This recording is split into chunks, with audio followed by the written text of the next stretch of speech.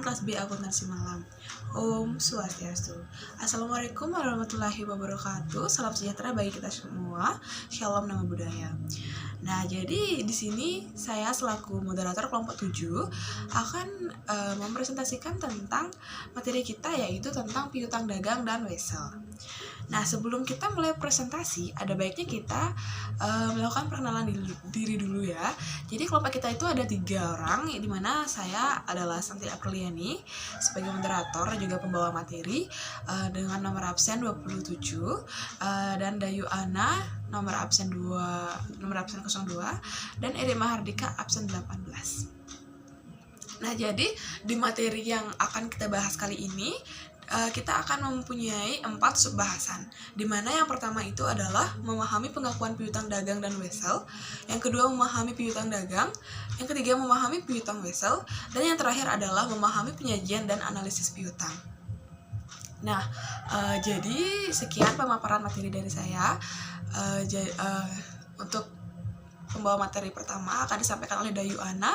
Kepada Dayu Ana dipersilahkan. Nah, jika ada yang ingin bertanya, mohon bertanya pada sesi diskusi di akhir penyampaian materi. Oke. Om Swastiastu. Perkenalkan, nama saya Ida Yutrinaya Ratu, nomor absen 2. Di sini saya akan menjelaskan pengertian dari piutang. Piutang adalah hak perusahaan atau individu atas sejumlah uang dari transaksi penjualan. Dalam perolehannya, perusahaan atau individu sebagai kreditur atau pemberi hutang memberikan tanggal jatuh tempo kepada debitur atau pihak yang berhutang untuk dapat melunasi hutangnya.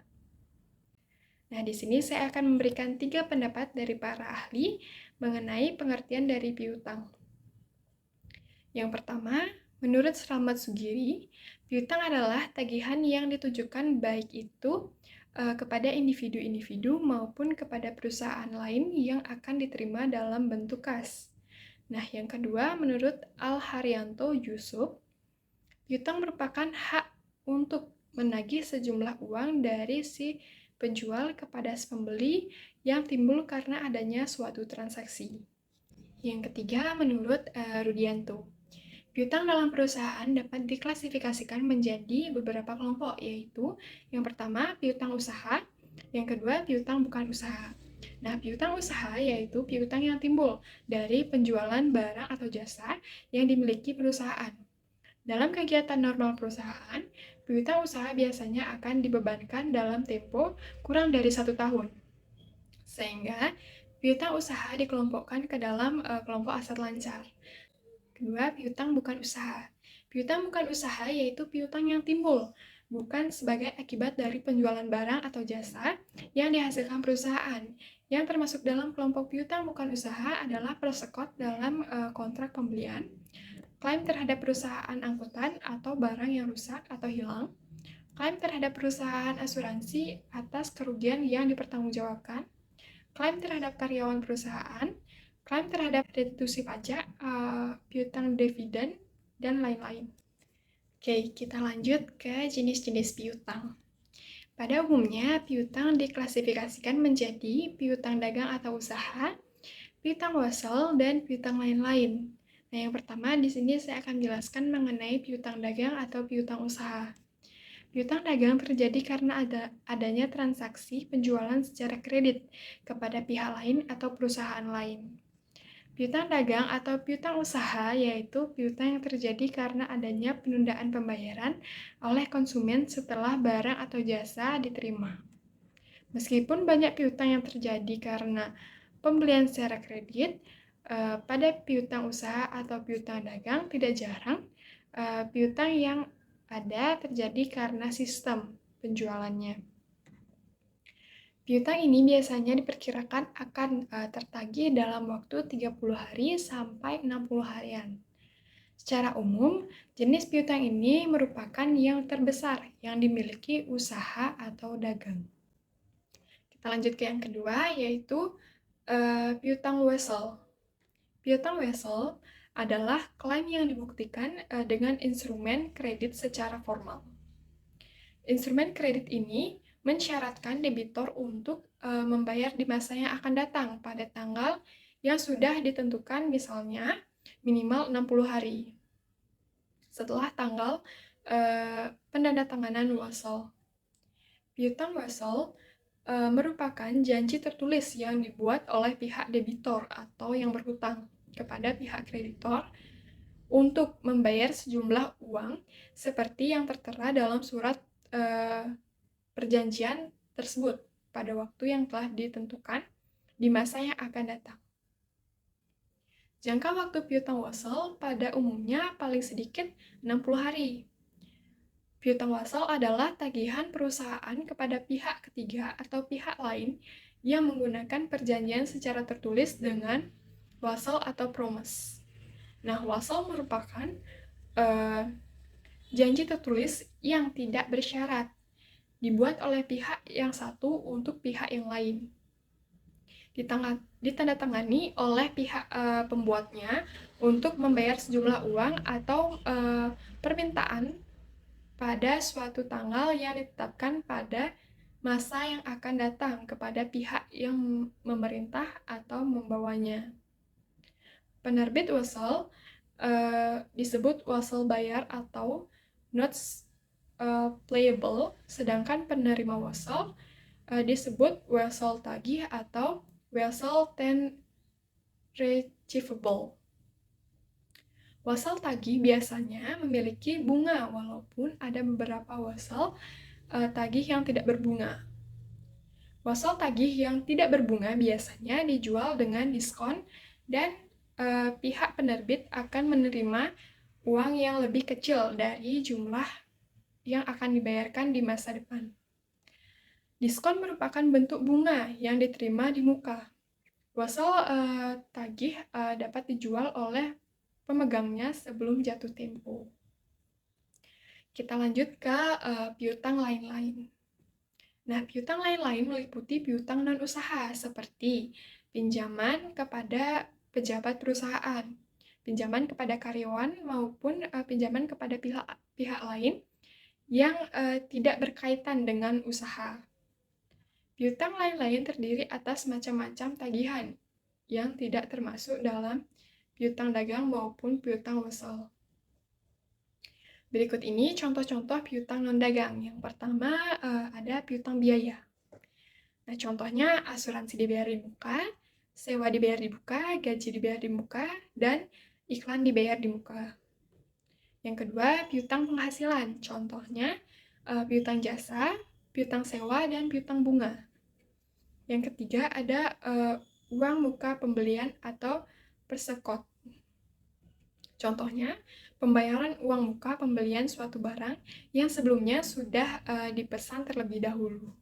Nah, yang keempat ada piutang lain-lain. Contohnya, piutang perusahaan karyawan kepada karyawan, kelebihan membayar pajak, dan piutang perusahaan kepada cabang-cabang perusahaan. Piutang wasal adalah tagihan perusahaan kepada pihak ketiga atau pihak lain yang menggunakan perjanjian secara tertulis dengan wasal dan promise. Wasal merupakan janji tertulis yang tidak bersyarat, seperti yang sudah saya jelaskan tadi di atas. Sekian presentasi dari saya, akan dilanjutkan oleh rekan saya. Terima kasih. A few moments later. Baik, terima kasih. Selanjutnya saya akan menjelaskan mengenai pengakuan piutang dagang. Piutang dagang diakui atau dicatat pada saat perusahaan memperoleh piutang dagang tersebut melalui adanya penjualan kredit. Terjadi retur dan potongan penjualan, dan adanya pelunasan. Selanjutnya, pengakuan piutang wesel. Wesel dibedakan menjadi dua, yakni wesel tanpa bunga dan wesel berbunga. Akuntansi untuk mencatat piutang wesel dibagi menjadi tiga. Yang pertama ada pengakuan piutang wesel, yang kedua penilaian piutang wesel atau pelunasan piutang wesel, yang ketiga pelimpahan atau pengalihan atau pendiskontoan piutang wesel. Piutang wesel timbul karena adanya tiga hal. Yang pertama penjualan kredit, yang kedua pemberian pinjaman, dan yang ketiga perubahan dari piutang menjadi piutang wesel. Rekening piutang selalu didebit atau dikredit sebesar nilai nominalnya. Jika wesel tersebut berbunga, pada saat pengakuan piutang wesel, bunga masih belum diperhitungkan. Pendapatan bunga diakui setelah perusahaan menerima penyelesaian wesel. Rekening piutang didebit sesuai dengan nominalnya, tanpa memperhatikan apakah piutang wesel berbunga ataupun tidak. Baik, selanjutnya saya akan menjelaskan mengenai piutang dagang. Piutang dagang adalah hasil atau pembayaran yang akan diterima oleh perusahaan dari konsumen atau klien yang sudah membeli barang atau jasa mereka secara kredit. Biasanya, jangka waktu pembayarannya terbilang pendek. Ada pilihan beberapa hari, bulanan, dan pada beberapa kasus bisa sampai 1 tahun. Pengertian piutang dagang menurut para ahli, selain pengertian umum di atas, para ahli juga memiliki sejumlah definisi yang berbeda terkait piutang dagang atau account receivable. Di sini yang pertama dari M. Munandar, menjelaskan bahwa piutang adalah sebuah bentuk tagihan kepada pihak lain saat waktu jatuh temponya tiba. Selanjutnya, menurut dari seorang Rusdi Akbar, mendefinisikan piutang sebagai klaim atau hak perusahaan untuk menerima sesuatu, baik itu yang berupa uang, barang, ataupun jasa, karena adanya perjanjian sebelumnya. Menurut Warren Reef dan Fest menyebutkan bahwa piutang adalah sebuah tagihan berupa uang kepada pihak lain, baik itu organisasi, perusahaan, maupun individu. Baik, selanjutnya saya akan menjelaskan jenis-jenis piutang dagang. Piutang dagang terdiri dari beberapa jenis, yakni account receivable atau piutang. Piutang biasanya terjadi karena adanya penjualan kredit. Hal ini muncul sebagai akibat dari pembelian barang atau jasa secara kredit. Yang kedua, note receivable atau catatan piutang. Catatan piutang adalah pernyataan jumlah terutang dari pelanggan yang berupa dokumen resmi. Yang ketiga, uncollectible account receivable atau piutang tak tertagih. Piutang tak tertagih biasanya terjadi ketika pelanggan tidak membayar utang tertagih. Yang keempat, piutang lain-lain. Piutang ini meliputi piutang pajak, piutang karyawan, dan piutang bunga, serta memiliki sifat mirip dengan notes receivable. Baik, selanjutnya contoh piutang dagang dan laporannya. Misalnya saja perusahaan A merupakan produsen furniture yang mengirimkan produk mereka ke toko retail. Setelah pabrikan menagih toko untuk furniture tersebut, pembayaran terutang akan dicatat sebagai piutang milik perusahaan A. Posisi perusahaan A menunggu pembayaran dari toko. Semua data tersebut dicatat dalam proses piutang. Pernyataan piutang sendiri merupakan daftar yang berisi kewajiban debitur. Di dalamnya ada tanggal jatuh tempo, lengkap dengan detail piutangnya. Baik, selanjutnya laporan piutang. Laporan piutang terdiri dari 4 macam, yakni yang pertama laporan saldo akhir bulan, laporan tagihan yang belum dibayar, laporan saldo saat ini, dan unit statement. Baik, sekian dari saya, akan dilanjutkan oleh rekan saya. Oke teman-teman, jadi di sini untuk bahasan yang terakhir akan dibahas oleh saya ya, dimana kita akan membahas tentang piutang wesel. Nah, piutang wesel itu apa sih? Jadi piutang wesel adalah surat perjanjian untuk transaksi perdagangan yang isinya memuat pembayaran transaksi yang harus dibayar pada tanggal yang telah disepakati. Nah, sederhananya itu wesel ini adalah janji untuk membayar uang kepada pihak lain pada atau sebelum tanggal yang ditentukan. Mereka memberikan hak kepada pemegang atau pembawa untuk menerima dana yang ditentukan dalam perjanjian yang sah. Oke, habis itu piutang wesel itu mempunyai fungsi. Di sini ada 2 fungsi, di mana yang pertama adalah sebagai bukti transaksi yang memastikan keabsahan transaksi dan bisa digunakan sebagai alat yang kuat untuk melakukan penagihan. Dan fungsi yang kedua adalah bisa dijadikan sebagai jaminan untuk memperoleh pinjaman. Misalnya itu jika ada yang membutuhkan modal cepat tapi arus kas bisnis sedang bermasalah. Lalu di sini ada komponen yang ada dalam piutang wesel, itu ada 5 ya. Dimana yang pertama adalah penerima pembayaran. Jadi penerima pembayaran itu adalah pihak yang memberikan hutang atau penerima pembayaran ini memegang dokumen wesel tagih. Yang kedua komponennya adalah pembuat, yaitu Yang kedua adalah pembuat. Jadi pembuat itu adalah pihak yang diminta untuk membayar kembali wesel tersebut. Juga bisa dikenal sebagai peminjam atau debitur. Yang ketiga, prinsipal. Nah, jadi prinsipal ini adalah jumlah uang tunai yang diberikan oleh penerima pembayaran kepada pembuatnya yang membayar kembali jumlah tersebut pada akhir jangka waktu, baik dengan mencicil atau sekaligus dibayar ya teman-teman. Oke, next ada term or time frame, yaitu lama waktu yang dimiliki pembuat untuk membayar kembali wesel tersebut. Jatuh tempo wesel atau tanggal yang dinyatakan terjadi pada akhir jangka waktu atau durasi wesel tagih.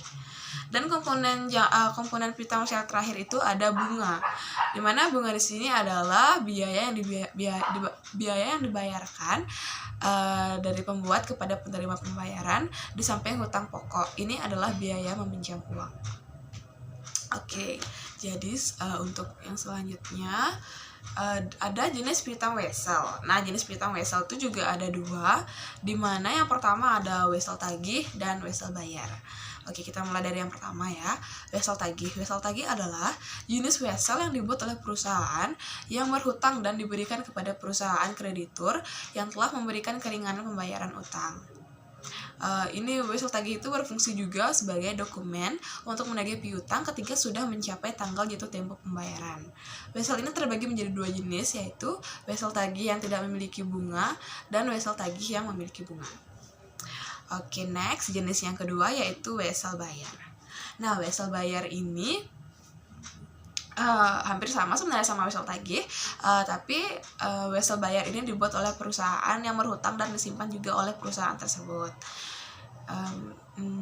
Untuk mencatat wesel bayar ini harus disesuaikan dengan umur hutang. Apabila wesel bayar harus dibayar kurang dari setahun, maka akan dicatat sebagai liabilitas lancar. Nah, pada neraca saldo. Sedangkan jika hutang memiliki jatuh tempo 1 tahun, maka akan dicatat sebagai liabilitas tidak lancar pada neraca. Oke teman-teman, jadi sekian presentasi dari kelompok 7 ya. Jika ada salah kata mohon dimaafkan. Jadi saya tutup dengan Parama Santi. Om Santi, Santi, Santi Om. Assalamualaikum warahmatullahi wabarakatuh. Shalom nama budaya, salam sejahtera bagi kita semua.